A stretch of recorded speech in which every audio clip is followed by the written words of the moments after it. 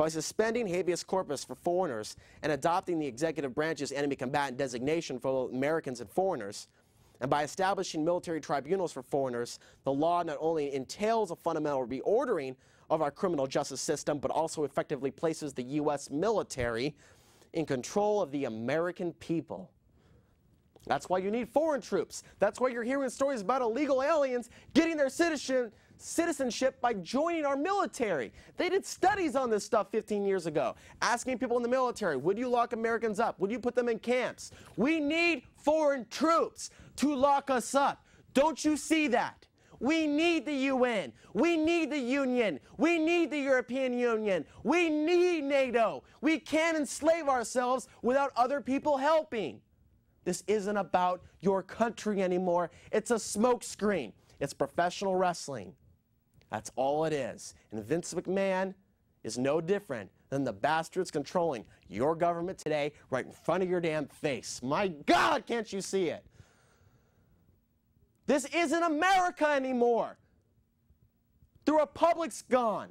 The nation is hobbling on its last legs after the shotgun has blown out both kneecaps to save supposedly a finger. Now you tell me if I'm the one who's nuts here. You tell me if I'm the radical. You tell me if this is normal. But you better back it up, boy, with something. Because I know what I'm talking about. None of this is fabricated. It's also been announced that we're going into martial law if bird flu breaks out. We're going into martial law for a multitude of reasons that include more than I could say in the next 4.5 minutes. But this, my friends, is the bread and butter of what we're talking about tonight. The U.S. Fifth Army Command has changed its name to the U.S. Army North. Their new insignia includes all of North America. This is our military. This is the military for the continent. This is how we will be merged. The article on the homepage of their new website clearly states that they have a new mission, which is to support Mexico and Canada. U.S. Northcom was set up on October 1st, 2002 under the Security and Prosperity Partnership of North America, or SPP.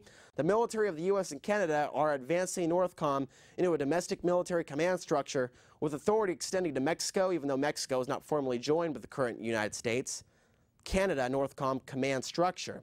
On May 16th, General Victor E. Runert, commander of NORAD and U.S. Northcom, told the press, quote, "This system is going to allow us to validate the incredible amount of planning that has gone on, that we need to prepare for since what we learned from Hurricane Katrina. Not only things to respond to like a hurricane where the National Guard was out practicing again, but also to ensure that agencies responsible for Homeland Security and Homeland Security really can work together under a series of demanding scenarios." Back in September of 2006, a semi-secret meeting of the North American Forum was held in Banff, Canada, and several very highly placed supposed U.S. citizens attended, including a few from the U.S. Northern Command. We had the Northern Commander, Admiral Timothy Keating. We had political advisor Deborah Bolton, and for Plans, Policy, and Strategy Director, Major General Mark Volchev. This does include the Canadian military at this time, though. There is an agreement.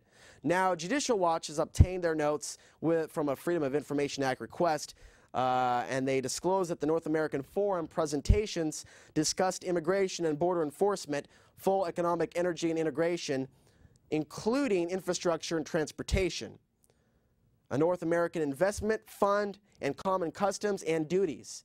And also, of course, as I said earlier, the idea of a carbon tax was raised at the meeting as a means to combat so-called global warming. Now, if you want more information on this, I suggest that you take a look and Google Rex 84 and Halliburton and their $380 million contract, which we found out about a couple years ago, to build contingency centers to deal with the influx of illegal immigrants. So they say, but those facilities can be used in an emergency against enemy combatants who Bush determines who is and who is not an enemy of the state, along with what is and what is not torture, along with what is and what is not constitutional, along with what is and what is not whatever the hell damn he wants you to believe.